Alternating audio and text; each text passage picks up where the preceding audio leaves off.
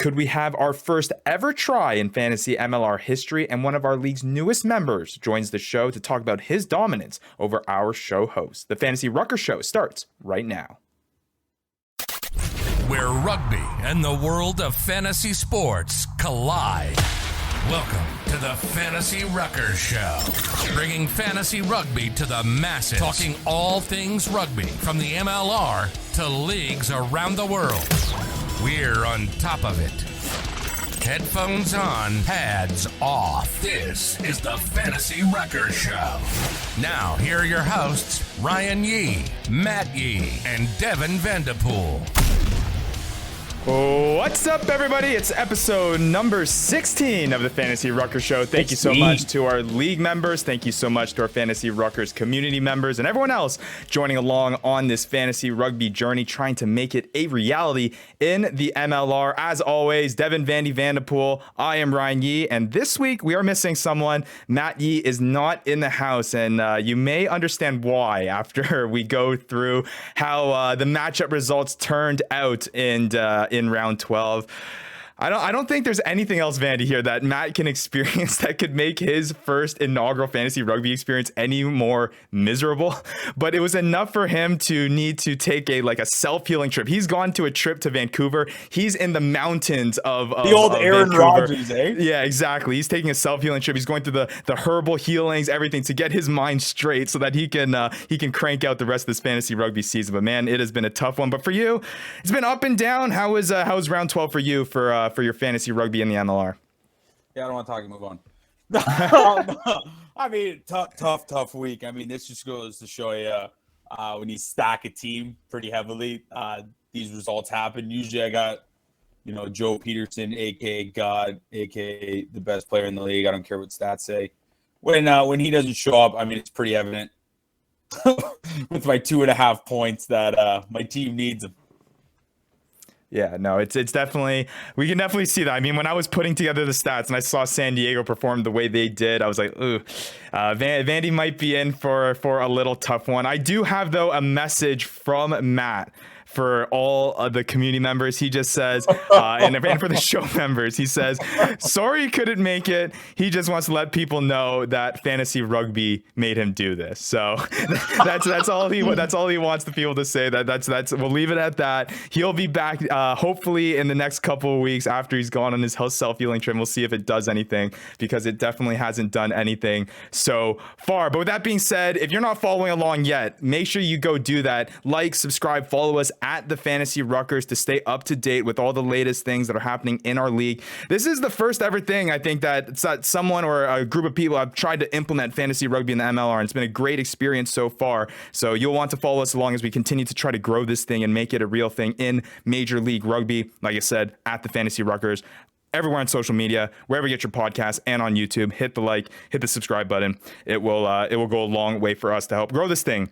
Now, with that being said, before we hop into all the round 12 preview, the waiver wire stuff, all the usual stuff that our league members tune into the show on a weekly basis, Vandy, to get all the juicy stuff to help them win their weeks on a regular basis, a league member wanted to hop on this show to give both you and Matt a talking to.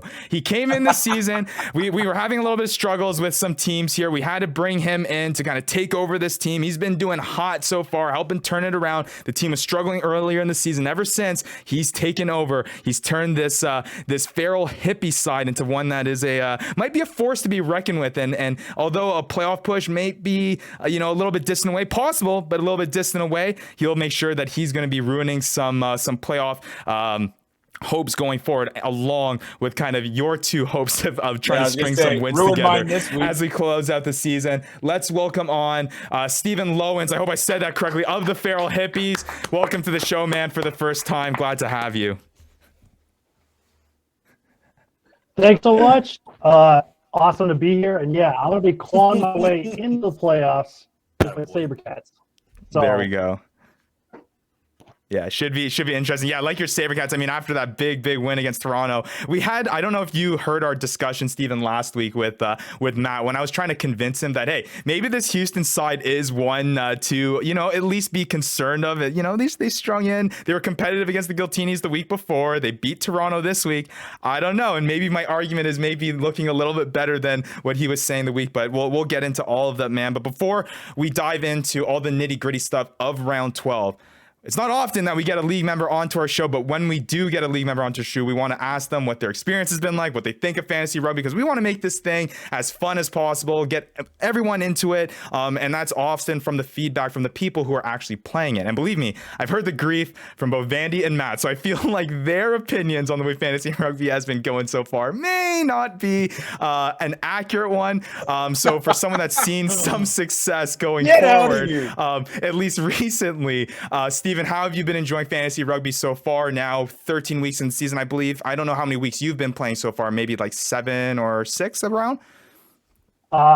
Jumped in at round 8, okay. And it's taken up pretty much every second of my free time. I got a lot of free time. I only work 2 days a week, so maybe that's going to be an advantage coming into this because I can literally spend all day. Hey, you hiring? I knew nothing about fantasy sports. I said, you hiring? What's that? Yeah. Hell yeah. Actually. You want me to write you a recommendation? Yeah, so no, it's been great. I was as soon as I heard about it, I think it was on Reddit. I'm not sure where I heard about the Fantasy Ruckers, but somehow I stumbled upon it and I was like, all right, hell yeah, this is legit. We've all seen the European style fantasy sports you guys talked about in one of the earliest episodes. So anyways, I just started consuming this content, joined the Discord. I had no idea what Discord was, but I love it now. And totally took me by surprise when I found out that somebody had to step away from a team and you reached out. So that was really cool. Definitely made my dreams come true. Here I am, got 3 wins under my belt. Hey, it's fun. You hear that, Vandy? We're making dreams come true, man. We're making dreams come true, man. Not my dreams. But no, that's really cool to hear, Steven. I mean, that's what our goal was at the beginning. We just wanted to bring something fresh and brand new to a league that was fresh and brand new. And in a way, by implementing this, we're drawing new eyes and old eyes to the MLR, and they're being able to now digest the sport in a different way, maybe in a way that they've never digested rugby before. And that kind of leads me into my next question, Steven. I believe we had a conversation first heading into when you were going to take over that team that became available, how you really had minimal fantasy sport experience, if I recall correctly, if that's right? So kind of the whole idea of fantasy sports, in not even in rugby alone, but just in general. I know Vandy has an ample amount of experience in fantasy football, fantasy hockey, so he was able to draw from that. But for you being kind of a die-hard, passionate rugby fan, kind of being the opposite of Vandy, where you're brand new to the fantasy world rather than the rugby world, whereas Vandy's brand new to the rugby world and not so much the fantasy world.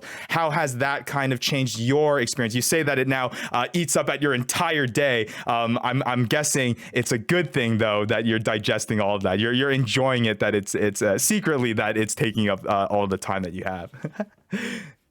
Just keep eating it, man. I'll keep eating, So for me, I'm a casual sports watcher, most sports. I got my favorite teams, right? I'll watch them in the big finals or whatever. But other than that, I really don't care so much, or at least not as much as I do rugby. Played in college 1 season, fell in love with the sport, got to go see some pretty cool games, meet some pretty cool rugby players. And I've just been waiting since the days of pro rugby, for us to be able to watch it on TV. Now it's here. We're 5 seasons in. And what really drew me into this was you guys bringing Vandy in, who's never been into rugby until now, but he's this fantasy guru, right? He's got his hands in all these little pots. Yeah. And you know what doing I'll tell you things. right And now? I'll take the knowledge in the sport over fantasy knowledge any day of the week. Give me rugby knowledge. But yeah, no, that's really cool. I think that's one of the most compelling parts. Yeah, no, that's really cool to hear. I mean, that was a big part of this, is that I think introducing the fantasy rugby element, or at least the fantasy sport element, to the world of rugby, I mean, it is going to draw new fans like Vandy who are looking to kind of, dive into, other fantasy sports. I know for me, I love fantasy sports. And I feel like no sane person would try to put together a fantasy sports league or a fantasy sport, create a brand new fantasy sport all by hand. And I will say that a lot of my passion for fantasy sports in general has fed into that. Like you, Stephen, I have now had much less time to tend to my fantasy baseball team that's going on. Fantasy hockey playoffs is going on. Fantasy basketball playoffs was going on. I had no time to deal with that. It was all fantasy rugby all on out. But hey, it's been a blast so far. It was deservingly so given the time. Screw fantasy baseball. Screw fantasy football. Screw fantasy basketball and hockey. Fantasy rugby is where it's at. Right. So that's really cool to hear. Yeah, absolutely. So, and then I'll ask you, Stephen, I mean, you've been competitive so far this season. I know it was kind of a rough patch at the start. You were kind of given a team that was struggling a little bit in the losing column, but how have you found that challenge of, picking, you've been one of the most active guys in our league, I think, so far. You've been dropping the fab dollars. You've been working hard at it, trying to kind of put this team back on the right track. How have you enjoyed that challenge of trying to turn things around and a little bit different of experience than these guys who kind of drafted their team and are now reaping with the rewards or dealing with their mistakes that they made, a few months ago? How are you enjoying that? I'm loving it. I kind of feel like the guy who says it's his first time at the poker table. Nobody knows how to take him. Yeah, that's right. Really bluffing, and then you end up taking it all. So, but no, it's been a little bit of strategizing as far as like, okay, what positions should I prioritize? Should I prioritize a kicker? Oh, wow, there's not many kickers available. Okay, what about scrum halves, or what about forwards? That's been the biggest thing. Do you do 2 front rows, one in the forward flex and one in the, but then they get subbed out. A lot of them don't play the full 80 minutes, the big boys. So then do you move on to the back row? Because at least you're going to get a point right there. So right now my goal is to at least get 1 point per position for 80 minutes or whatever. And then everything else is gravy. If I can get a few superstars in there, maybe a couple tries, maybe an assist or two, and avoid the hotheads like Harry Loskakny. Man, I'm so glad I got rid of him. Geez, that's 2 red cards in a row. So I know we're jumping ahead a little bit, but yeah, it's been interesting to kind of look at how the points work for the positions and how I want to build my roster. You know what? I'll say right now, you intimidated me a bit when you were just like, yeah, I'm getting this and this and this. I'm like, yeah, maybe I should have been doing this. That's funny. Yeah. And well, I think that's the big question too. And maybe that's kind of good for you in a way, Stephen, is that you're kind of getting this trial run almost at kind of being able to, because I mean, you have nothing to lose, right? I mean, you took over this team third way through the season. You're just testing out the water. So maybe it's a little bit of an advantage for you because you can kind of be a little bit more gutty and go for these roster moves and test out these different builds. But I think that will be an interesting conversation during this off season heading into the next fantasy season, is the whole idea around, okay, how do I build my roster? What players are going to go in the draft? Because I think it's going to be vastly different than what we saw in the draft this prior, heading into this inaugural year. I think a lot of people, I think I mentioned this last show, it was very stats heavy. It was like, who are the guys that were just performing, not necessarily thinking much of the positional builds, maybe weighing in the differences in the depth of certain positions. I mean, you guys all can tell, Vandy can speak firsthand. There are no scrum halves, but you can find ample front row players who may squeak you out of points here and there, or you can find, a back 3 player just banking on them maybe getting lucky and scoring a try. There are a lot of positions at that section, but trying to find a last minute scrum half, trying to find a last minute fly off or a last minute kicker can be a struggle sometimes. And I know Vandy, on top of some other league managers, Stephen, you're shaking your head. I know there's been some struggles with that going forward. So it will be interesting to see how that plays out, I guess, for the rest of this season, and then also more interestingly heading into the 2022 or 2023 season, I should say, because I think it will be very, very different than what we see this year. And I'm interested to see what kind of dominates, because I think as of right now, people still don't know clearly as we are 12 weeks into the season, heading into the 13th. But hey, but all that matters, Vandy, is that we're making progress, and I think we made fun, a lot we're having fun. We're having fun and making progress, and I think since day one, you're vastly improved from when you first joined the league. So hey, thanks, man. Hey, you're welcome. I don't know. Matt's not Hey, here I don't to know bring the about my- negativity. Yeah. Matt's not here to bring the negativity. So we're all about positivity here. We're all about making good vibes here, Vandy. I love it. Hey, I'm all down for the good vibes because they can't put up good numbers. There we go. So let's move on here. Stephen, we're going to keep you on the show here. We're going to go through some news and notes on the league, and then we would love to keep you on to have you kind of work through the round 12 matchups and how the fantasy performance is played out. You'll be a part of our league update. We can get your reaction on the latest standings and the latest matchup results, and then we'll go from there. But does that sound like a plan? Oh, yeah, let's do it. All right, so let's get right into it. So let's hop into some news and notes, guys. Kind of a quiet week in the MLR compared to the week before. I feel like there were so many roster moves and big announcements. I guess before I get into this week's news and notes, I want to get your reaction, Stephen, about the Waisake Nahalo news. I know it happened a week ago. He didn't play this past week. Our Malcolm in our league dropping the mega bucks to get him onto his roster to ensure that, I believe, if I recall correctly, it was $32, I think, that he dropped on it, I think. Yeah. So, Stephen, what was your reaction to Nahalo making the decision to join Rugby New York? And then on top of that, the fantasy implications, because clearly at least one person thinks he's going to have a big fantasy impact. Yeah, I think this is one of the biggest signings for an MLR team since Beast, I can't even say his last name, Tendai Beast went over to OGDC, I believe, and didn't end up playing. To have somebody that caliber, very exciting. I immediately tweeted as soon as I found out that I did enough fab dollars to get them on my roster. I put 8. And then I found out how much was spent. Would you put Oh my God. I thought double digits was good enough. I think I put like 18. I put 8. I don't remember. So I guess it I wasn't wasn't even 31. close. Yeah, it was funny Whoever because got him.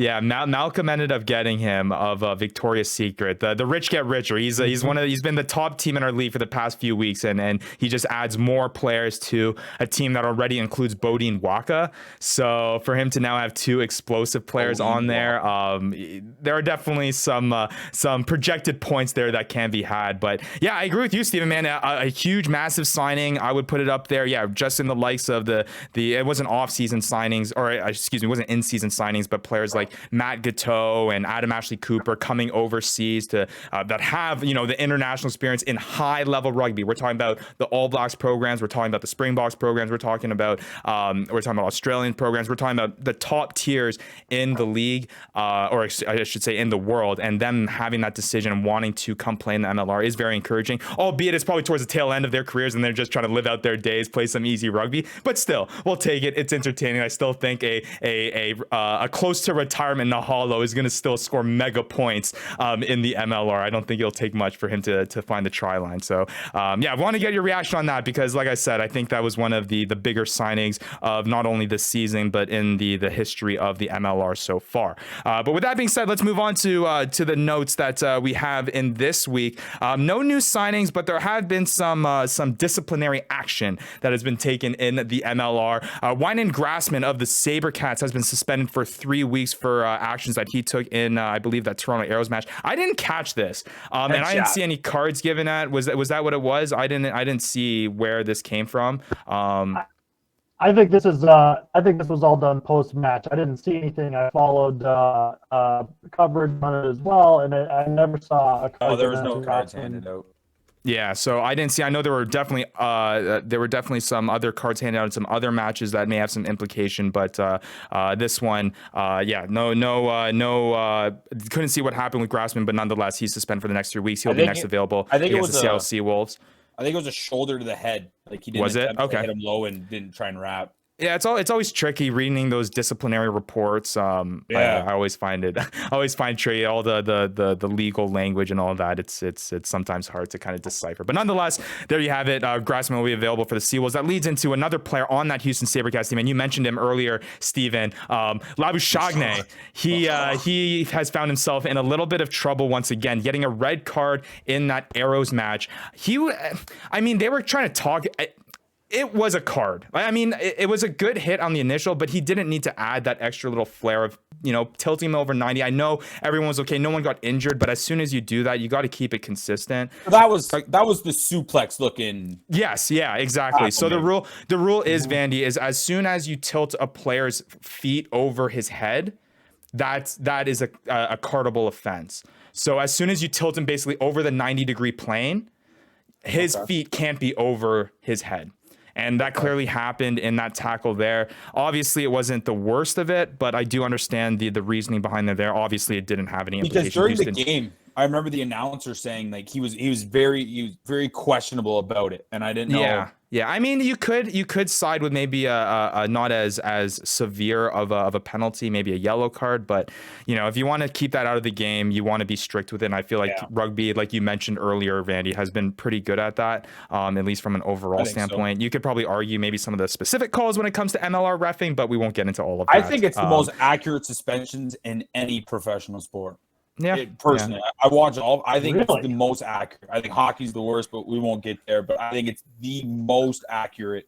I won't go as that far, but I will say the TMO system that rugby has, and I don't know what your thoughts on this, Stephen, is, but I do think the TMO system, having been experienced with football, watching the replay system in basketball, watching the replay system in all these other major sports, the way rugby does it, it's right. Whether or not the refs actually get the call right is a whole nother story, but I think the system that they have in place lends itself to getting the call as correct as possible the most often, and that's what you want to do when you have officiating. I think rugby does a really good job at that. But so that's the thing there. We'll see if there's any further disciplinary action. I can only expect that Jerry Labuschagne is going to see additional punishment for that tackle. I mean, it's going to be his second possible suspension offense if he does get anything for it. So I can only imagine with that history, he'll get something even more severe. I believe it was 3 matches earlier in the season that he got suspended. So you can only expect that it would be longer this time. And we are heading into round 13. So the likelihood that he's available. Pardon?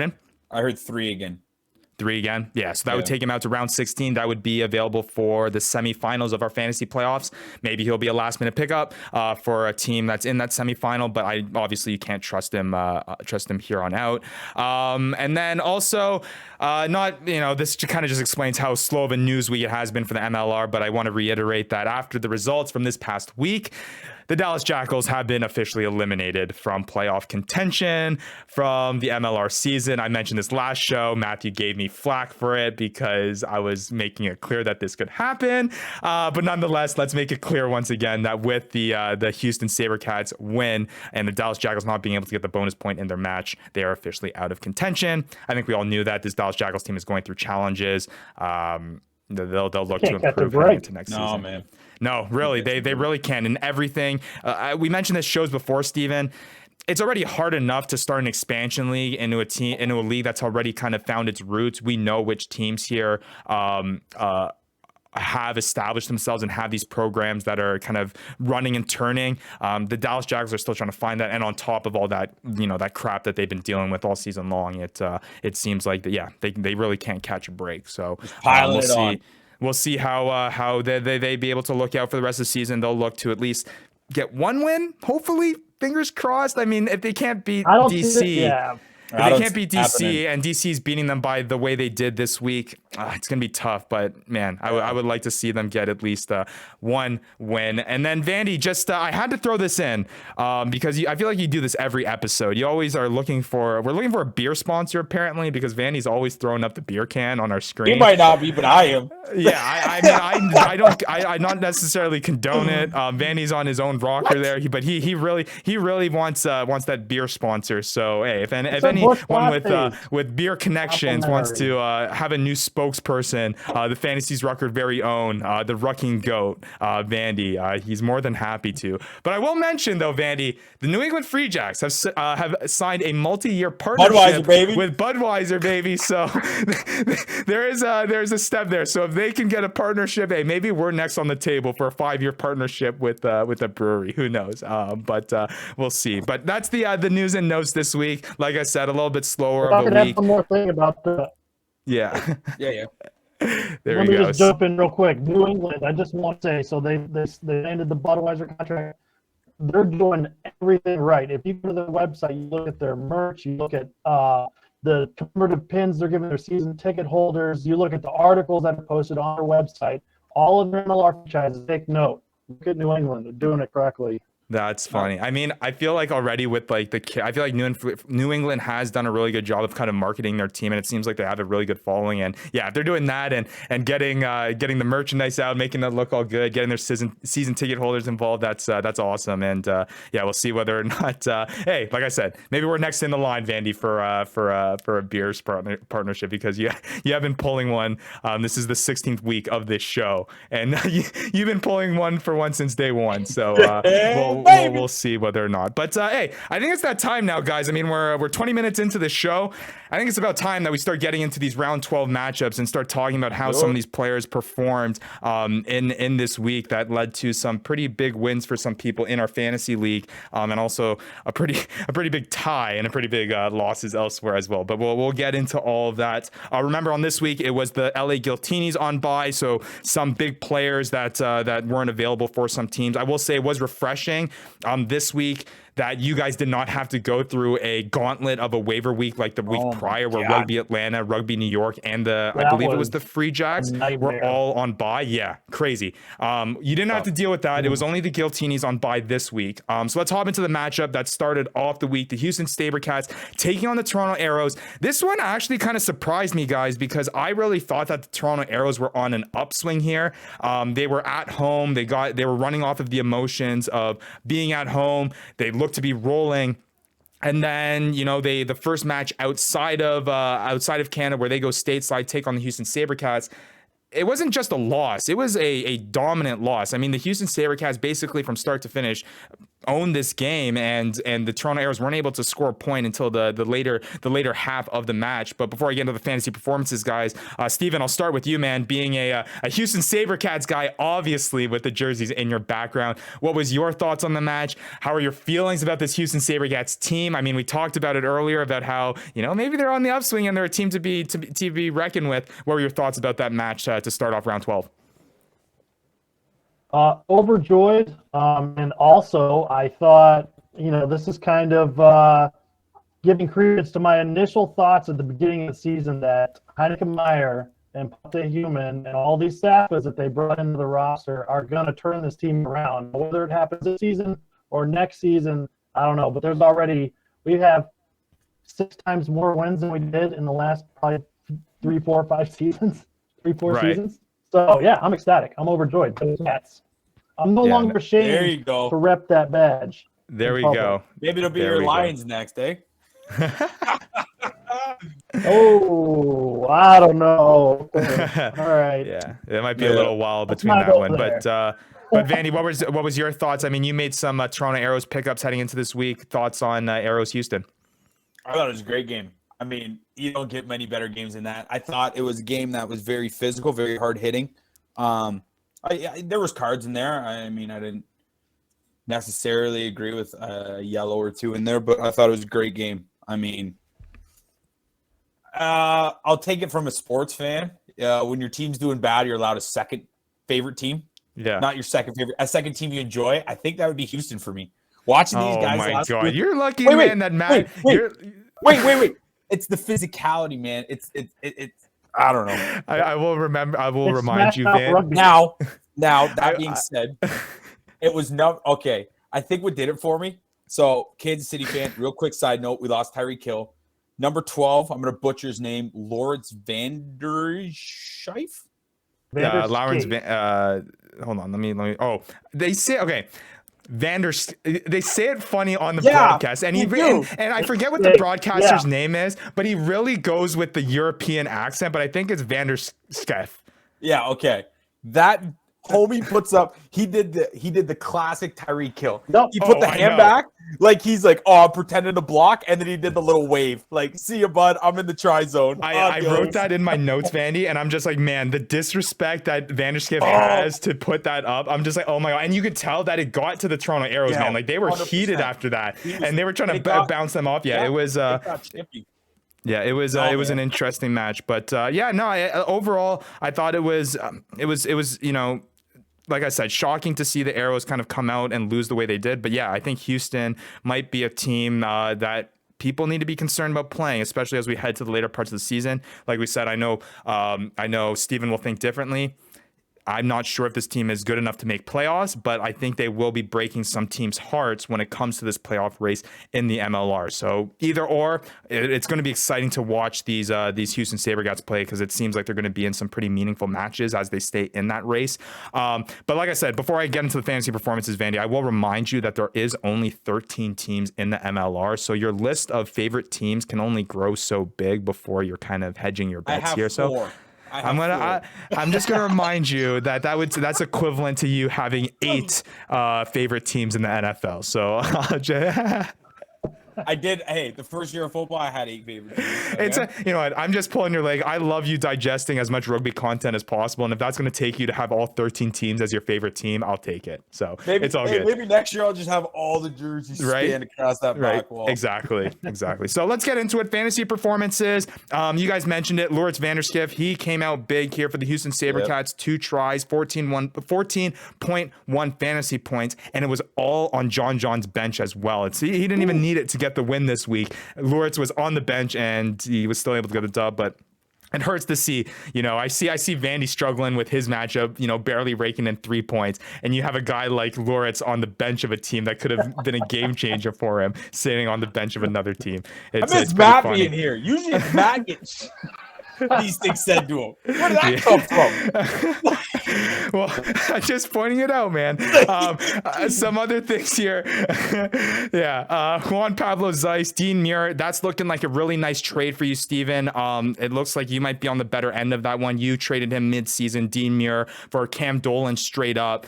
He's pulling through here with 5.6 fantasy points there. Dylan Smith. I know, Vandy, you hate seeing him there because Nick Boyer's not in, and you've had to say bye for him for quite some time now. But Smith coming through with 4.5 fantasy points. And Kean Meaden, I didn't know that he returned, I guess, from loan from Rugby Atlanta. So he's back on the Houston SaberCats. He was taking the boot, I believe, for the SaberCats in this one. And he racked up 5.5 fantasy points for them on the SaberCats side. The Arrows side, I mean, like we say every week, if you're not scoring points on the pitch, you're not scoring fantasy points either. Not much to be had here. The only player is Lolani Faleva. I love that name, by the way. 10.9 fantasy points. He scored 2 tries there. Pretty solid. Giuseppe Dutois also adding in as well, 5.5 for him as well. But like I said, not many fantasy performers when you're only scoring about 19 points. 17 points on the week. So that was the Arrows and Houston SaberCats match. We'll see whether or not they can turn things around next week. Now, moving on to this next one, Nola Gold versus the Austin Gilgronis. I don't think we need to spend too much time on this one, guys. I think we knew the result coming out of this matchup. The Gilgronis looking the way they do. I will say there are certain periods where the Gilgronis look like they do take their foot off the gas pedal. I will say I mentioned a piece of that. I forgot to mention at the top of the show, but we were actually given another opportunity to hop on MLR All Access this week, and I mentioned that in my prediction segment about how this Gilgronis team is kind of worrying me still, with their tendency to sometimes lift their foot off the gas pedal and ease up, giving Nola a opportunity to kind of score a couple tries and appear to kind of come back in this. But other than those moments, it seems like the Gilgronis are rolling. Guys, what are your thoughts on this Gilgroni squad and the Nola Gold? I think Gilgronis would be better if they play Ryan Lawrence, but keep on, man. You say that every single week. I feel like every week it's getting closer and closer, though. I know, man. It's tough. It's tough. Yeah, it's one interesting. Of those games that at this point of the season you would stop, and you probably wouldn't want to watch it. But if you're playing fantasy, now you're invested. Like Nick Feeks, I'm pretty stuck on him. Garbage try last week, and then this week again. He's putting points up on the board for me, and I love it. Even if they are getting smoked by Austin. Superior team and that's what's fun. And that's a great point, Steven, is that's what's fun about fantasy as well, is that despite the actual result on the pitch, I mean, I bet you a lot of Nola Gold fans, once it reaches, 25-10 or whatever, once it starts getting out, or maybe you're a Dallas Jackals fan and these games start getting out of hand for you, and I can't expect that many fans are watching the full 80 minutes.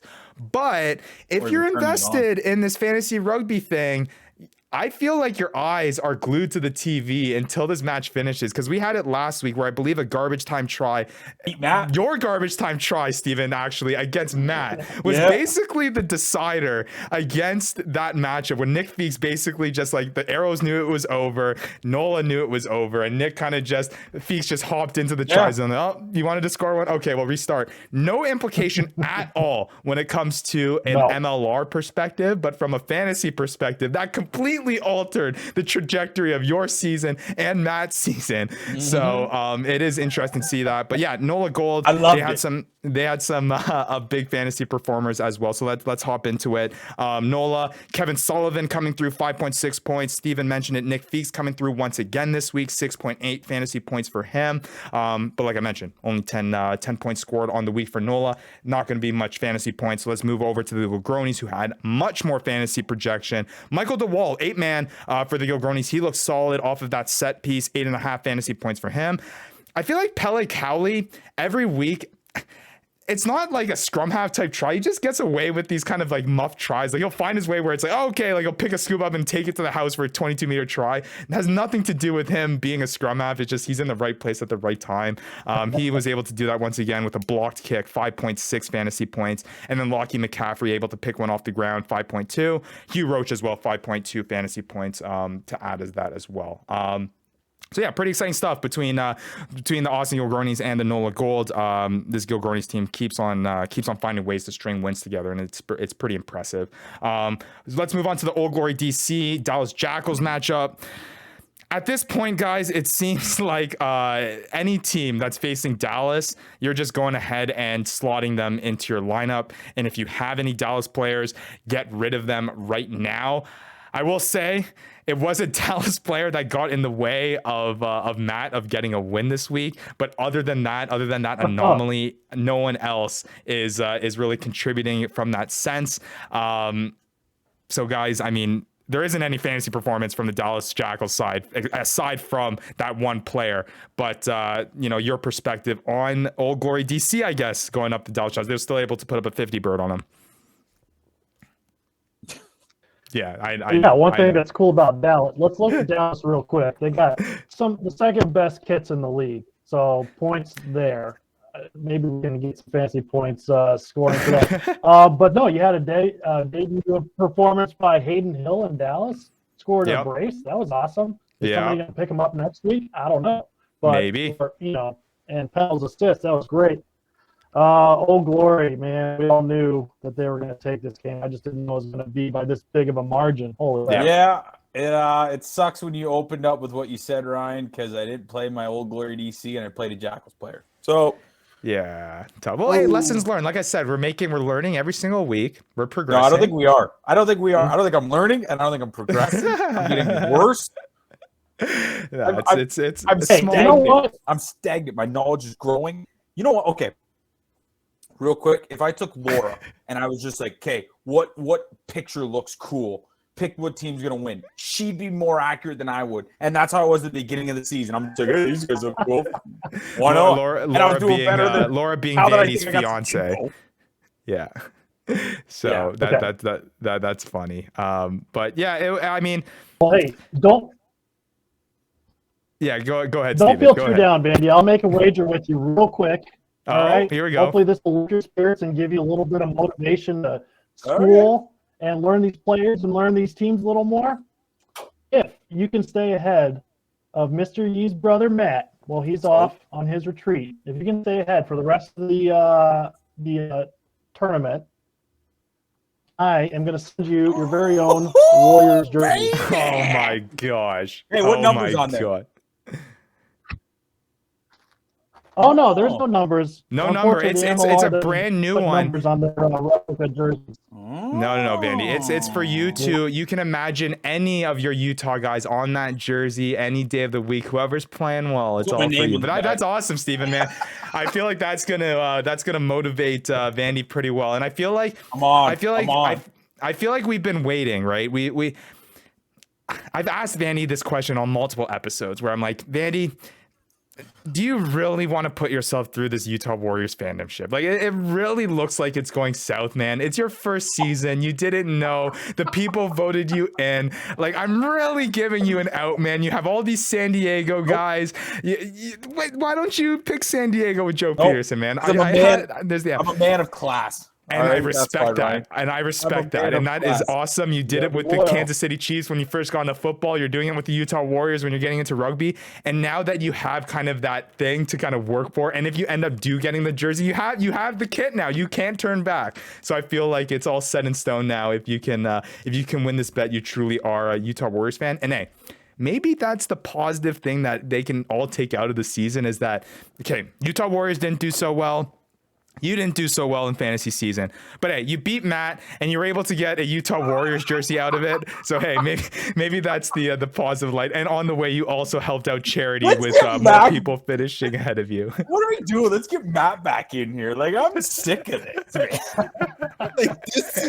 Hey, you're getting a jersey though. Maybe we'll see. Maybe we'll see. Yeah, you got to get some big dogs. But if you can't beat Matt, if Matt beats you, I'm going to send him a jersey. And you're going to have one Houston player on your roster for next year, the entire year.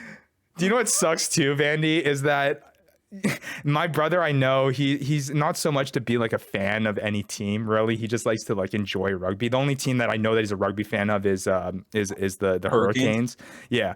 But I need you to win because I know that jersey will mean so much more to you. I need me to win, Matt. And Matt has enough rugby kit. You've seen the jerseys that he wears on this show. We need you to get your very first piece of rugby kit. So yeah, I'll say we're siding with you on this one, Matt. It's not just because Matt's not here, Vandy. We're with you on this one. So don't tell Matt. All the listeners we'll keep this our little secret as he's gone. But we're full aboard we're all aboard the Vandy train for this side bet.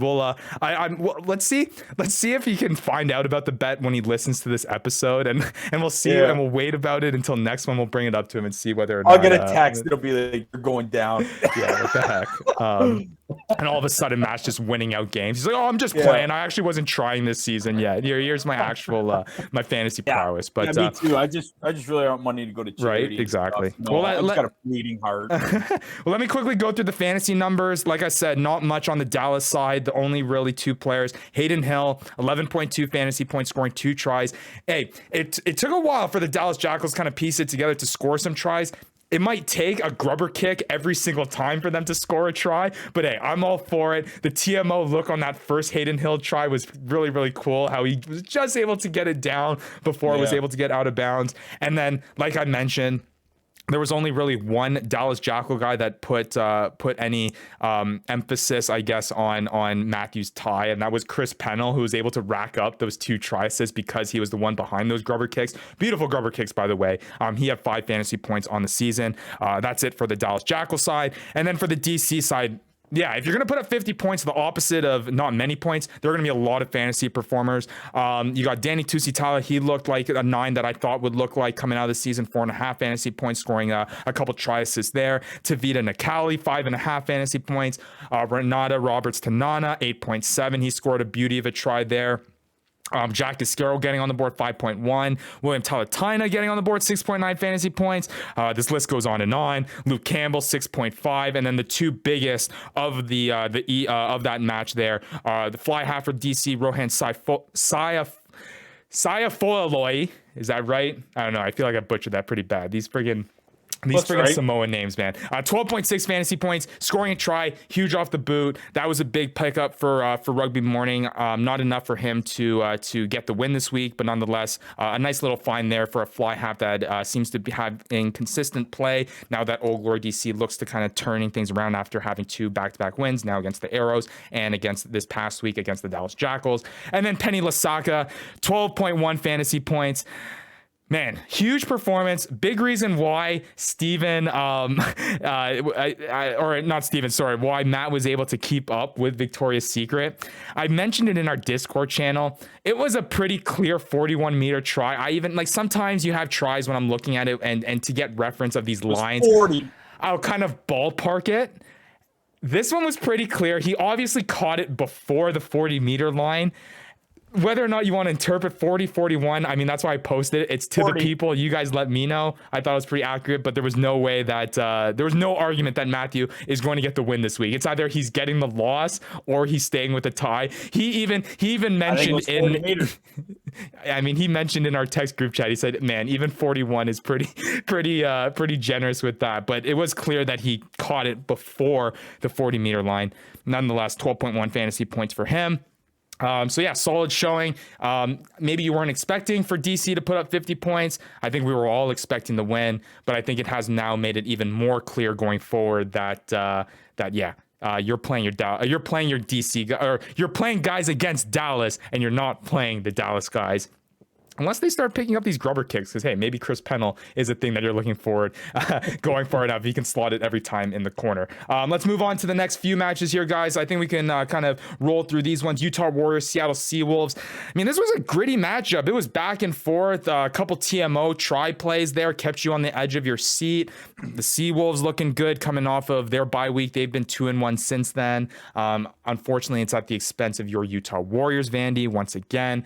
But, hey, once again, they lose a tight one, man. What was your thoughts on your favorite team now losing once again against the Seattle Seawolves? Okay, I got it. Yeah, Calvin Whiting. I don't get it. I don't get it. I don't know why McEnany isn't. I don't know why McEnany is not kicking anymore. Like they kind of just switched off of him really quick. Yeah, because that kick to end the game was so sick. But no, okay. One thing you guys got to explain to me here. Okay. Scrum, 25-minute mark, right? We're on there like 5-meter line.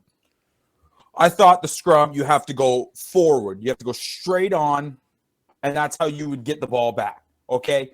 They clearly went around to the left side. Like, it was evident as it. I mean, I'm biased, but it was pretty evident. And then, so in my head, I'm like, okay, that's a penalty. And then it didn't. And then the announcer was like, okay, that wasn't very forward. They definitely went around the scrum. So those scrum penalties are always difficult to kind of interpret. I mean, referees interpret the laws.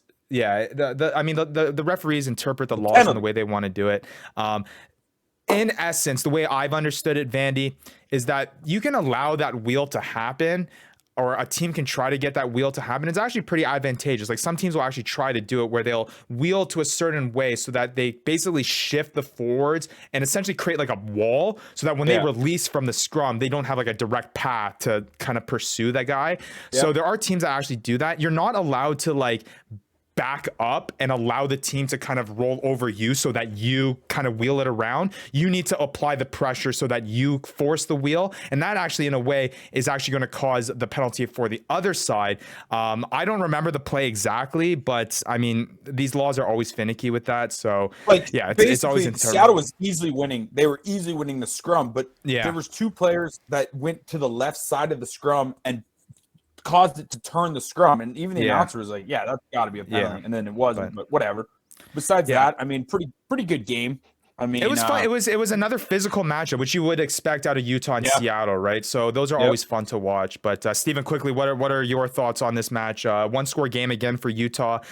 Seattle squeaks out another win. Might not be pretty, but they are squeaking out wins here and inching closer to solidifying a playoff spot. I'm really rooting for Utah, and it was kind of hard to see that. I thought Mika Kruse did a really good job. He's always baller. Lance Williams, I've been waiting for him to get his first try. Yeah, I think it was his 50 season. That game too. Mika, Lance, or Lance. I'm pretty sure. Okay, all right. Well, congrats to Lance. Yeah. So I was rooting for Utah, and Seattle came in and kind of they bring the more dominant side. This, towards the tail end of the season. He's a beast. You can't stop him. Nobody can stop Reichert. Even a yellow card can't stop Reichert. Yeah. Well, I saw that, man. Like, I saw the yellow card first, and I was like, okay, this is going to hurt for Dan Kazankers on his team. And then I see he put up 2 tries anyway. So, okay, it hurts a little bit, but it's still a friggin' amazing performance by Reichert Hadding. He's leading. He's, I think, among the leaders now, I believe, with 8 tries, tied with Marco-Jan von Rensburg of Rugby Atlanta. Reichert was, he had a little bit of a pause there, of kind of a bluff there, but then it seems like he's turning it up now in the past couple of weeks. Talking about some of those Seattle Seawolves performances, yeah, like we mentioned, record-hatting 7.4 fantasy points. Outside of that, not much. I mean, it was cool to see JP Smith at the fly half position. I think that's the first time we've seen him at 10, moving over from scrum half because of the injury of AJ Alatimu. Not too sure whether or not he'll return this week, but in that case, JP Smith did a pretty formidable job filling in at that fly half position.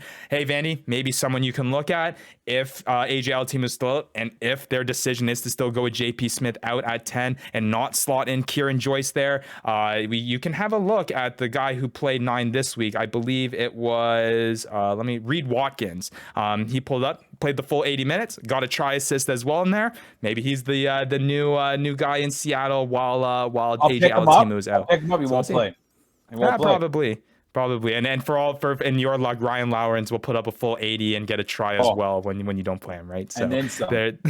And then let's talk about some Utah guys. Lance Williams, you guys mentioned it. He scored that try on the 1 meter line. Was a little bit controversial, had the TMO there, but I think at the end of the day, referees got it right. 6.1 fantasy points. I don't think it was a muff ball going forward. Kind of messy when you ever get in that 2 meter area when there's legs and arms everywhere. It took me forever to figure out where the heck Lance Williams even picked it up from. So there was that on itself.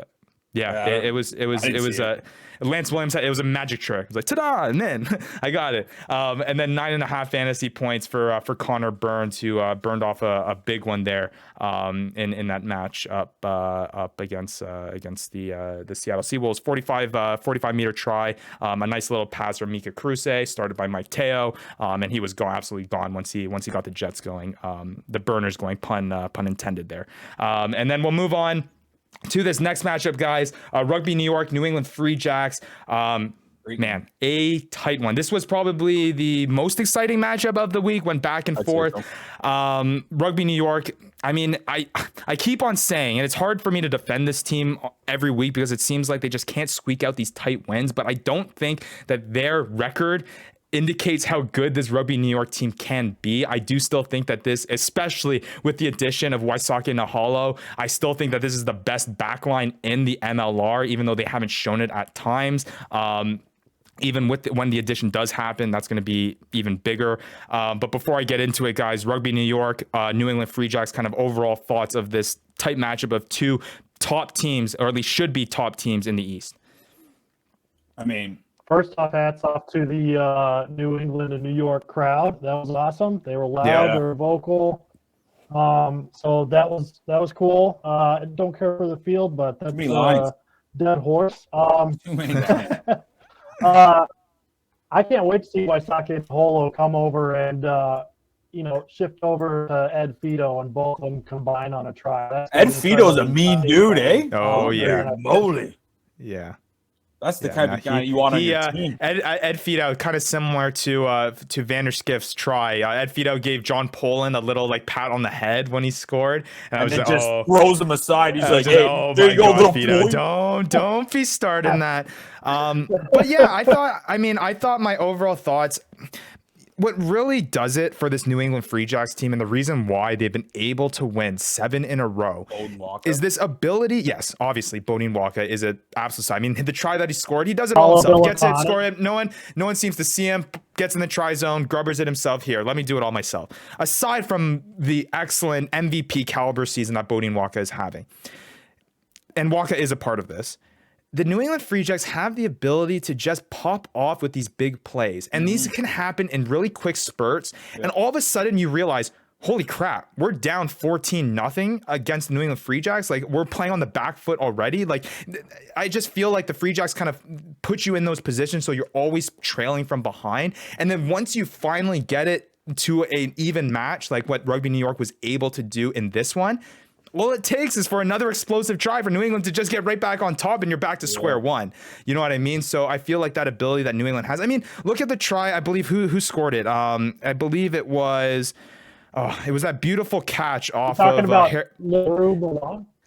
Yeah, LaRue Milan, that was a nice one to win the game. But the one when Harrison Boyle went up, caught it off the boot, and then offloaded it to Paula Bellacana, I believe. Paula Bellacana. Yeah. So that take in the middle of the air with that much traffic to catch that, bring it down, and then have the awareness to pop it off to an open receiver that's flying at 100 miles an hour to score that try.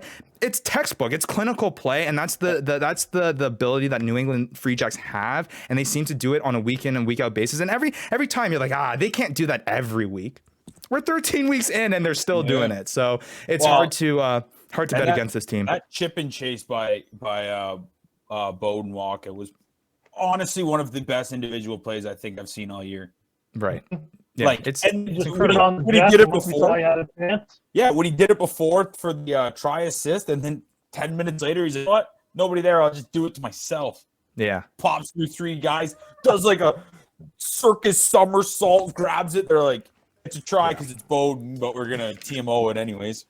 Yeah. So I thought that was cool. I mean, obviously heartbreaking for Rugby New York, and like I said, I really don't think that Rugby New York is their record that they're sitting at right now. I don't think it's indicative of how they're actually playing. They're I think a lot better. I think they've had a couple tough matches, really close matches, 2 of them against New England Free Jacks, and obviously New England's a really, really tough team. And yes, I'll mention a little bit of bias here because friend of the show Andrew Coe is on that team, and we want to see him succeed. But it is interesting to see kind of the close matchups they always find themselves in. But nonetheless, kudos to New England Free Jacks because I hope you're doing well, Cole. Obviously hope that he's doing well, and I'm excited to see how he kind of fits in with that whole Wysocki and Nahalo lineup coming this week. I'd love to see him in the matchup or in the lineup this coming up week. But I think the New England Free Jacks continue to prove that they are the number 1 team in the MLR, and it's hard for people to argue against that. So Bodie Waka, 10.5 fantasy points. LaRue Milan on that game-winning try, 7.6 fantasy points. Paula Bellicana on that beautiful take at the top by Harrison Boyle to offload him, 8.6 fantasy points. And then Wyan Conradi also adding up a little bit, 5.5 fantasy points off of the set piece as well, which was nice to see New England Free Jacks put that in the mix. But if they can get that back line going, the explosive plays, the forward, it's an all around team that's going to be a dangerous one come playoff time. And I'm just going through this, man, and every single one of their tries, I can distinctly remember. Like, you know what I mean? Like I go through every single try on the whole week, and some of them, it's just a pick and go from the 1 meter line. Yep. Every single one of New England Free Jacks try I'm looking at right now, I distinctly remember because they're that nice, and it seems like they put up those highlight reels every week. And then on the Rugby New York side, Ed Fidow. It might not have been a good night for the Rugby New York as a whole, but man, 17.1 fantasy points. He put himself right back into the top 10 conversation within fantasy. It's that easy. You have a couple performances like this, you can go up with the likes of those top fantasy performers, scoring 2 big tries and big long ones too. Man, it's scary, dude. And you mentioned it, Stephen. It's scary to think what Ed Fidow, what Nahalo, and what Coe, and what all these guys are going to do in the mix. It's going to be a dangerous back line. So it'll be interesting there. Chance Wengluski, 5.2 fantasy points, and Nick Savetta. Nice to see him making a contribution in his first match back with Rugby New York. So he scored 5.2 fantasy points as well. So let's wrap up the matchups here with one last one here. Another pretty exciting one was kind of the reason why, Vandy, that your San Diego Legion boys couldn't pull through. Rugby Atlanta looking really solid. They come out with the big win, 30-17. Quickly, guys, thoughts on this matchup in a performance that basically shows that Rugby Atlanta is here and is going to be that same team that we saw in the finals of last season. I mean, it felt like this game was just a battle of the gas tank, and it felt like the Legion just, I'm not saying anything, Joe is God. Joe, you're God. But the gas tank, it was pretty clear, it's pretty evident. They just foot off the gas, didn't seem to have it. I mean, and then how about that little nasty one, what do we call it? The stepper or whatever that I'll get it. I don't even know how you say the guy's name. Number 14, Louis Sitama. Tarangatira Watokia. Yeah. The bop. Man, that step he put on that dude. Yeah, pretty nice. Steven, before I reveal the fantasy performances, what are your thoughts on this last matchup of the week? Well, I put Coleman in my starting roster. I knew he was on the bench, but I don't even know who will kick for the Feral Hippies. I haven't figured that out yet. But I figure Coleman's a superstar. He'll probably come off the bench and do something cool. He got an assist to Louis Satama. It was beautiful to watch. As ugly as a sports deck is, that was a thing of beauty. Yeah, so, and I think if we're talking about the season, I think Atlanta, again, are going to make a serious playoff push. They got a great program. They're very physical, very defensive, but they can also score. So, kind of looks like yeah. Sad days for San Diego. It kind of seemed like the Gilgronis in that sense, where they're so good defensively, but yet still so offensively talented. Yeah. Well, I mean, that's the thing, right? I think Steven's got a good point. It's really what will be interesting about this is one, and we'll get into it, is that the league really there's a lot of parity in the league where teams like you'll have New England Free Jacks, but the spectrum of records that we have in the MLR, we don't have a distinct like 3-4 teams that are like miles ahead better like the New England Free Jacks above everyone else. It's pretty competitive within that middle tier. And then I will say it is not about, and this I guess applies also to fantasy playoffs, but more so in MLR playoffs. It's not about the team that kind of looks the best the entire season, and this goes for other pro sports as well. It's about the team and that really is performing at the peak at the right time heading into that playoff time. I mean, you really only have 2 matches, right, to play at the top of your game in the MLR to win that shield. When you have that knockoff type style, like this North American style, not the league style, it's not a whole campaign that's going to win the championship. It's just getting into that groove at the right time and then performing when it matters most. So it'll be interesting to see with teams like Rugby Atlanta, with the Giltinis coming off by, teams that maybe have struggled a little bit earlier in the season. It'll be interesting to see how they kind of turn things around and how they look like maybe a brand new team heading into kind of this playoff season as we quickly approach it with only a few weeks away. So yeah, those are all the matchups. A little bit of a longer segment there, guys, but I think we dove into it pretty nicely. It's nice to see when you have a lot of big scoring and tight matches, when you have a lot of fantasy performers. I feel like we have 3 types of weeks. We got weeks where there are no points at all in the MLR, where we're seeing matchups in our league where it's like 10-2 and 4-6, and you're like, what the heck is this fantasy league? And then you got weeks where you got kind of the middle of the pack, where you got these close tight matchups where you got solid fantasy performances, 10 points, 13 points matchups. And then you got weeks where it just seems like everyone's scoring 50 points, and you got guys like Rugby Morning who end up putting up like 57 points on these weeks that you have no idea where they come from. But it is interesting to see that. But we're always for more points scored in fantasy. So yeah, with that being said, let's talk about those fantasy matchups, guys. I know Steven, you'll want to get into these fantasy matchups we saw in round 12. You were able to kind of string 2 wins together here last week and this weekend. To have you on the show at this point in time is pretty ironic, and I think the perfect timing. So we'll get that here in Commissioner Yee's update of the league.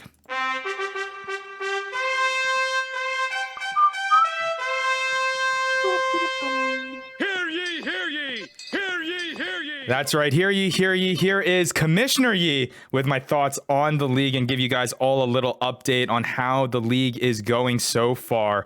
And yeah, you've all been waiting for it, and you've been tuning into this long stretch of a season that has been for Vandy and Matt. But we're gonna get to that because Steven here, there was a reason why we brought him onto this show at this very time. But we got to talk about some other matchups first. The first matchup of the week we got to talk about is the Lads on Tour taking on Rugby Morning in a pretty tight matchup. Rugby Morning coming off of that big win last week where he put up a whopping 55.8 fantasy points once again. Just wasn't able to find that same big number this week's against Lads on Tour. I mean, when you have Ed Fidao on your roster scoring 17.1 fantasy points, it's hard to find an excuse to lose. Rohan Saifaloy was not enough with a 12.6 of his own, so Lads on Tour comes out on top, 31.6, 24.7. I'm going to mention as well, and we mentioned it earlier in the show, Vanderskiff was on Lads on Tour's bench, just to put a little bit more salt in the wound for Rugby Morning. Moving on to matchup number 2, Bing Bong Theory taking on the Dankus Anchors. Another pretty tight matchup, only decided by 7.9 fantasy points, and another one that had big implication in our standings. Dankus Anchors coming out on top, 30.1 fantasy points to Bing Bong Theory's 22.1. William Tyler Tyna with 6.9 fantasy points was not enough to take on the big performance, despite it including a yellow card, of Reich Rickard Hadding scoring 2 tries, putting up 7.4 fantasy points. A little bit of help by Hugh Roach and Dylan Smith for Hokie as well. And the matchup that you've all been waiting for to talk about, Feral Hippies taking on the Rucking Goit. We got the 2 league members right here, so we're going to get their reactions live on the show. They really have only seen these results for the past few hours here, just being shortly released. And it was a tough one. And Vandy, I was hoping that maybe we'd come on the show and you'd be able to argue a little bit of competitiveness. But the Feral Hippies here, Stephen, you're able to run away with this one pretty good. 27 points to should I say it or should I just leave it be? Let's do it. Yeah. Okay. 2.5 fantasy. 2.5 fantasy points for Vandy. His belief in Jack McRogers. I was really pulling for you, Vandy, to steal Jack McRogers away from Madden for him to score a try this week. Wasn't able to do that. Put up a goose egg. Lots of goose eggs on the Rucking Goats team. The big performers, hey, Wayne Vanderbank and Mitch Wilson. They both scored a full 80 minutes, so they got 1 point for you, totaling up that 2.5 fantasy points. I'll mention Renata Roberts-Tanana was on the bench. That's a tricky one. He's been kind of hard to kind of predict throughout this season, but he did perform against the Jackals this week. Feral Hippie, Steven.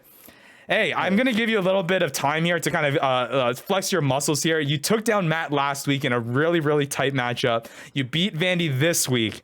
You said that you were going to come in and you mentioned in our Discord, I took down one, I want to take down another. You made it happen this week. We had to bring you on the show. Yeah, why don't you just talk about your dominance over our show host and me being embarrassed by me having to do this right now and give you the floor here over our show host. Yeah. First off, it feels good. Really good to beat you guys in that. All right. I like that makes everything else worth it. If I lose every single matchup for the end of the season and I end up in the toilet bowl and I lose the toilet bowl, those will be worth it. That has to be so I mean, that feels pretty good. You'll look back at the moments in the season of like, you know what, those times when I beat Maddie and when I beat Vandy, those were the days. Those were the highlights of the season. That's what. Hey, and isn't that somewhat like reassuring that your misery isn't going without notice? Like at least that you guys are sad and people like are enjoying your sadness. They're enjoying the taste of your tears. Like Bro, that's been my life. So at least, I mean, I guess in essence, I mean, this is a good thing that you guys losing. One is bringing more money to charity. Two, it's potentially gotten you a Utah Warriors jersey. And three, you're providing a sense of entertainment and pity from the 6 other members in our league that are enjoying your guys' struggles throughout the season. So hey, I think from my end, from a commissioner standpoint, it's all rainbows and butterflies here. You could have left. Whatever. All right, man. And that's the perfect environment for hippies. Rainbows, butterflies. Peace, exactly. Love, and charity. That's what it's about. And you know what? I think that might be our new motto, Vandy. We're all about peace, love, and charity. All right, and then now this last matchup, I mentioned it at the top of the show. I'm not sure if this is going to stand, but we may have our first ever tie in fantasy MLR history in this league. Ruck and Roll and Victoria's Secret went neck and neck. 22.6 fantasy points to 22.6 fantasy points.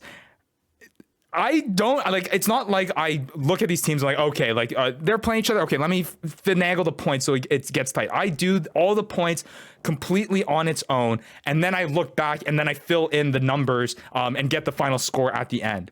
When I slotted the numbers into our spreadsheet to add all these up, I had to do it twice. And then I had to go look back at the tries to make sure I was doing it right. And there is really nothing to be disputed here. I mean, Lance Williams scored that one on the try line, 1 meter. Penny Lasaka's try was pretty clear. The lines aren't always the best, but at least in that case, the lines were good and the 40-meter reference point was there. I don't know if there's anything to be had. We might have our first try. I did post in our Discord. So community members, league members, if you do see this, and you're listening to this podcast, make sure you check out the highlight. I do want to get other people's kind of opinions on this, and we'll, do like a league thought on this. But yeah, as of right now, it's looking like it might be a tie between these two teams. And talk about a season that just gets even more painful for Matthew. Like, I feel like come on. losing, dude, come on. I feel like losing is one thing, but to friggin' tie, like he literally, if he played Mika Kruse instead of Ross Neal, he's winning this week. And on top of it, to make it even worse, Malcolm did it because he didn't have the space to drop any other players. He did it without a set piece, and he didn't have a scrum half. So I haven't had a scrum half all year. Now saw that. Just noticed that. Yeah, Hey, he messaged me. Question. It's funny. Yeah. So hold on, just before Vandy, I just want to say that Victoria's Secret did message me while he was making pickups. He's like, can't make a pickup for a set piece this week. Don't have anyone to drop. And then he wanted to pick up Riley DiNardo, Vandy, but you already had him. And then he goes, you know what? I'm going to wait for the decision between Connor McManus or Connor Buckley on Rugby New York. And in the first week, in like a month, they end up trying to go back to Andy Ellis. So the one guy that he wasn't foreseeing ended up going back to the lineup. So he ended up not having a 9. But yeah, 22.6 to 22.6. Pretty crazy, man. But yeah, Vandy, what were you saying? Okay. I'm just throwing a hypothetical out here. That extra point is for 80 minutes of gameplay. Yep. Correct? Mm-hmm. So how can you sit for 10 minutes and still get an extra point for 80 minutes of gameplay? Because, and I've thought about this. And that's a good question, Vanny. That's a good question. And I've thought about this. Not burn, I'll be honest. I had that question this week because Sal got a yellow card, and then Yeah. So my thought behind it is that despite you're not actually on the pitch for those 10 minutes, they're not replacing you with those 10 minutes. Your game time is still, your impact is still being felt on the field because you're not there for those 10 minutes because of something that you did that you should be on there for those 10 minutes. And the way I wanted to do that and why I wanted to keep it in there as well is because as these stats get more kind of enhanced and more in depth, I wanted to give you guys a points per 80 minutes played stat, which will kind of give you an idea about the consistency behind some of these guys. And I wanted to penalize the guys that did get yellow cards and include the full 80 minutes so that you can see that they're actually not getting as many points within that 80-minute period because I'm including those extra 10 minutes in the yellow cards that they got to add that additional penalty to them. So it is something that I had thought of. And like I said, this league is an ever dynamic league. So rules and things that we implement this year may change going into next season. I'm planning to hopefully have like a quote unquote like town hall with all our league members to kind of talk all these things out and see what we can change for the next season. But yeah, these are all things up for open for conversation. That's a really good point, Vandy, to bring up because it is good to make those things clear. And in that way, you guys can kind of think, you can get an idea of how my understanding is going behind this, and then you guys can kind of bring up suggestions, and then we can kind of tweak the league to make it the best it can be and the most fun for everyone involved. So yeah, no, really, really good point, Vandy.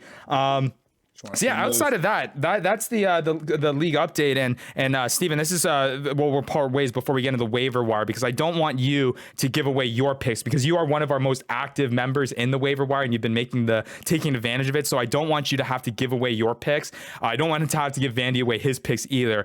So before we let you go here, Stephen, any final thoughts kind of on the league? Final thoughts on fantasy rugby? Anything you want to say to the Fantasy Ruckers community? Because I feel like there are going to be a lot of people that are pulling for your team now and moving forward, especially the fact that you laid down this bet with Vandy and Maddie about them trying to whoever finished higher get Vandy that Utah Warriors jersey, and then also you trying to play spoiler here for these fantasy teams heading into playoff season.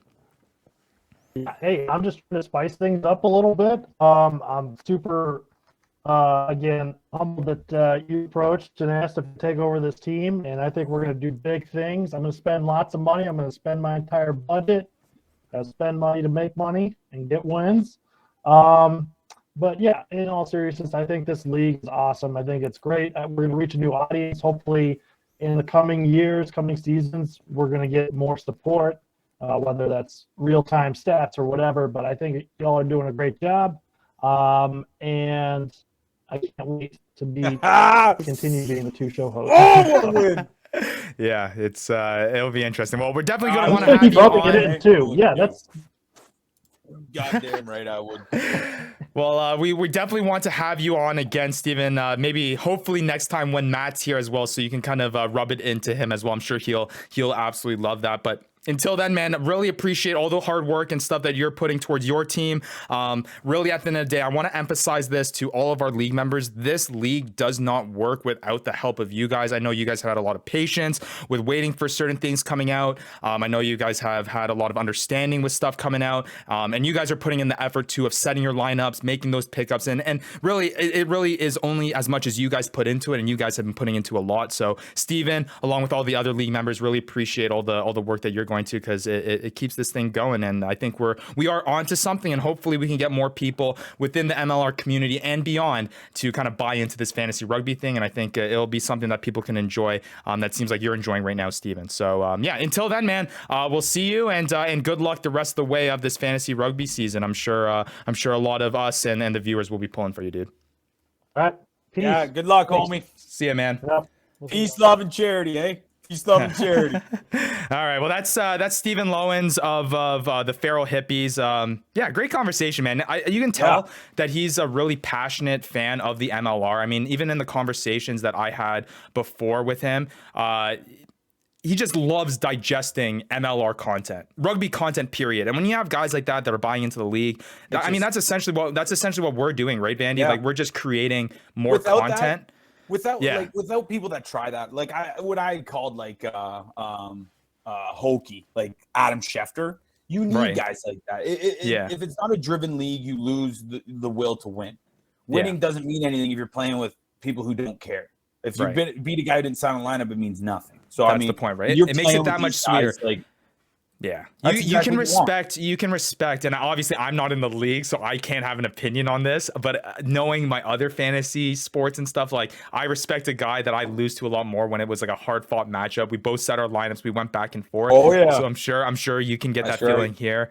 It doesn't ease the pain or the frustration anymore, but there is the respect factor that does come into play when a guy does his name. So yeah, Steven, along with all the other league members, just want to really push out that thanks to you guys, because it really is a lot of help and appreciated. And we hope to keep on this thing going for years to come, because I think we're onto this fantasy rugby thing. And if we can just make the system easier and easier, it's only going to get more fun for everyone involved. And like I've been teasing to, I'm really trying to see whether or not I can expand this to more leagues. Obviously, it's going to take the commitment of some other people to maybe step up as commissioners of their own leagues, and I will help facilitate that for them.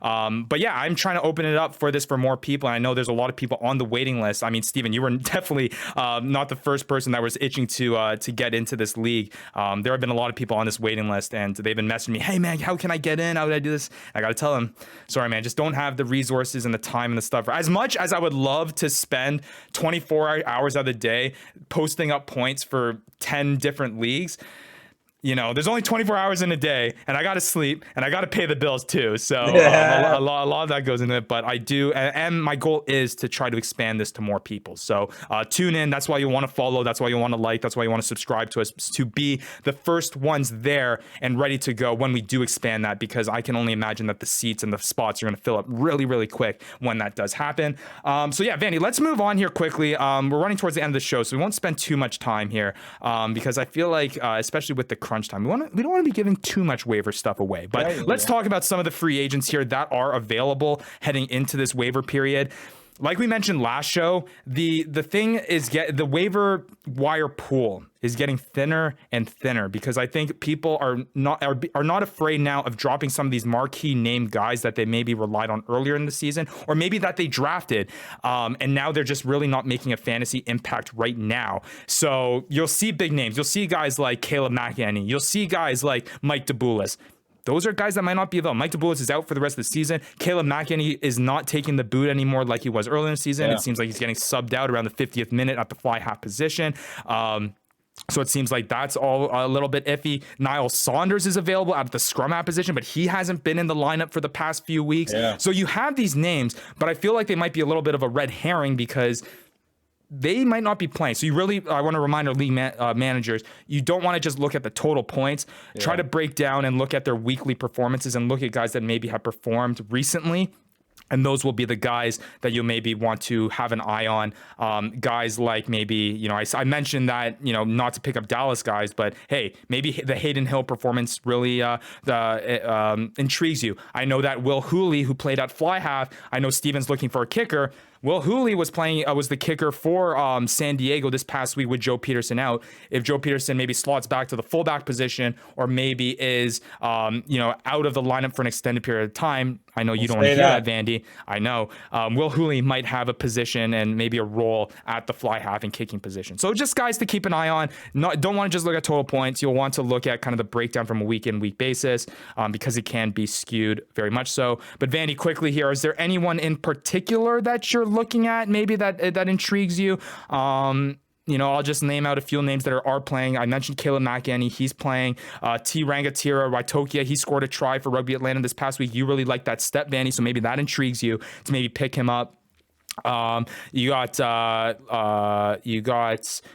Harry Barlow, who's available. You got a bunch of Dallas guys and don't know if you want to touch that. But yeah, like I said, waiver wire is getting pretty thin. Yeah, all I could say is, who San Diego's got next? That's Dallas. Right, boys. There we go. That's there right, we go. boys. Maybe it's the week that Vandy pays dividends. If this doesn't hit, I swear to God, I'm done. I ain't coming on next week. I'm done. You've had that threat before, Vandy. I don't know, man. It'll be no. Interesting. I'm going to meet Matt. I'm going to meet Matt in the mountains, and I'm taking a week with him. I'll just be doing the show, man. I can't lose another host, man. We already have Matty in the mountains in Vancouver, going through his meditative training to get him back in the right state of mind to endure the rest of this fantasy rugby season. Vandy, I can't lose you two. At least wait for him to come back. The Fantasy Ruckers. James. The Fantasy Ruckers only has one reserve spot with the medical cures in Vancouver, so we can only send one host at a time. Yeah, so I'll pay for it. So we'll have to see. But yeah, man, I mean, LeBron James. So hey, maybe you won't need to rely on the waiver wire as much, knowing that San Diego should pull through against the Dallas Jaguars. But with you bringing it up, Vandy, let's talk about these matchups that are upcoming this week. Let's just talk about what we think is the one to look forward to. I mean, there's a lot of big matchups, and like I mentioned, we did get the opportunity to go on MLR All Access this week once again to hang out with Stacy and Mark, the hosts of that show, and join their preview show. I was able to join them for that. So I gave my picks, and I'll quickly run through my picks here, Vandy. I chose LA Giltinis over Rugby Atlanta, the Free Jacks over the Warriors, Legion over the Jackals, New York over the Golds, and the Gilgronis over the Seawolves. So a pretty vanilla picking there. I was trying to see if I can convince myself of choosing the Seawolves over the Gilgronis. It's tough. Gilgronis are just playing too well. And then I was trying to see, Stacy and Mark both chose Rugby Atlanta. I was maybe seeing if I could side with Rugby Atlanta as well. But I think the Giltinis coming off of the bye week and having that extra week of preparedness and the way that they've been improving week in, week out. I know they lost Oreen I, and it's huge to have, but I feel like there are guys that are getting healthy. They can rely on Luke Burden. He's played the fly half position before, certain things like that. So I think it'll be interesting. But Vandy, out of all of those matchups, though, what are you most looking forward to? I'll be honest, I'm not looking forward to Utah getting stomped by these Free Jacks. Other than that, like you said, it's pretty vanilla. The Gilgronis, Seattle, that'll really depend on how Seattle wants to show up. I think the Gilgronis are going to continue their spree, but I think the Gatinis Atlanta game, it's obviously the main event, fight of the night. So I don't know. They could pull the upset, but I think the Giltinis are just playing so good. It's such hard-nosed rugby. It's tough. I don't know. It's hard. I feel like all the losses that we've talked about with this Giltini side, we've more talking about how they kind of beat themselves. They beat themselves, exactly. Right, rather than them kind of beating the other team. So it is reassuring to know that is the issues that the Giltinis have had in the past. It's not like a lack of skill issue or thing. It was just something that they need to figure out, and I think they're slowly piecing that together. Anything can happen. It's a rematch of last year's final. There's going to be a lot of hype around it. There's going to be a lot of pressure on these teams to perform. it really anything can happen. But yeah, if I had to put my money on it, I think I'm with you there, Vandy. I think the Giltinis are going to come away with a win. It'll be an exciting match, though. It's not going to be a landslide by any means. I think it's going to go back and forth, but I think it will be the Giltinis that kind of edge it. And I'll be interested to see. Yeah, I mean, I don't think it's necessarily going to be as competitive, but I don't know, man. There's a soft spot now that you're a fan of them for these Utah Warriors. I want them to come out with a win. They've been able to look good before, but it's always fun to see the New England Red Jacks. It's tough, man. So yeah, I think we'll all be looking forward to Rugby Atlanta and LA Giltinis. Outside of that, I think we'll just all enjoy some pretty solid rugby going forward, at least in this week. So we'll see how that turns out. But with that being said, Vandy, I think that's about it for this show, this Matthew-less show, who had to take some time to recover from that big tie. Isn't it? This veil of a shadow he always casts on the broadcast. He didn't have it this time. Now, I will say that you had to partly take the punching bake here that usually he is. But what is that about? Hey? What is that about? Yeah, I mean, I'm gonna. He's loving charity. Like I'm going to blame Stephen for that. He's not here right now, so I'm gonna blame Stephen that he can't defend himself. I'm blaming him too. Yeah, it's not the commissioner. I'm for the people. I'm all good. There's nothing that no negative spewing from me, right? I'm just the guy who doesn't watch rugby. Last thing I want to mention, guys, like I said, check out that episode of MLR All Access. It aired on Fox Sports 2 yesterday at 6 p.m. You can check it out again. It's re-airing and on demand on the Rugby Network. So you want to see that. I give my predictions and my reasonings for round 13. Really awesome to kind of get that exposure from MLR All Access. So we'll hopefully continue to be guests on that show and continue to help grow this Fantasy Ruckers thing. And then last thing, I got to mention it, Vandy. I'm not sure if you're aware. I know this is a Fantasy Ruckers or a Fantasy Rugby show, but I got to give a little shout out. I'm a Toronto boy at heart. The Toronto Raptors looking pretty good right now. They started 3-0 against Philadelphia 76ers. They're 3-2. I don't want to jinx it. It's never happened in NBA history, coming back from an 0-3 deficit. But we'll see if me wearing the championship Raptors hoodie does any justice to give a little bit of luck to this Raptors squad heading into this week. I had to throw that in there. Sorry for all you basketball non-fans and you rugby fans. Hey, I got a shout out too then. Colorado snapped your 4-game losing streak tonight. Let's go. There we go. So yeah, hockey playoffs starting soon. Should be fun. Yeah, lots of sports going on, including the Major League Rugby season that is in full swing. Playoffs are only a couple weeks away. That includes fantasy playoffs. It's going to be really exciting. The standings are down to the wire. You'll want to check that out. You'll get the latest standings on our socials and on Discord as well. Make sure you follow, like, subscribe at the Fantasy Ruckers. We really do appreciate it. We've also had some increased comments too. We love to see that. So engage in that conversation. Just post a comment. We try to respond. We try to interact with you guys. And if you want more interaction, Steven's a big part of that. He likes interacting in our Discord channel, keeping the rugby conversation going. We'd love to bring more people there as well. Because at the end of the day, we just want to grow this fantasy rugby community and allow everyone to have a good time with this. So yeah, with that being said, for Vandy, for Matt Yee, who's in Vancouver Mountains trying to figure his crap out with fantasy rugby, I'm Ryan Yee, and we'll see you next week. You've been listening to the Fantasy Ruckers Show, bringing fantasy rugby to the masses, covering everything rugby from the MLR and beyond. We hope you enjoyed the show.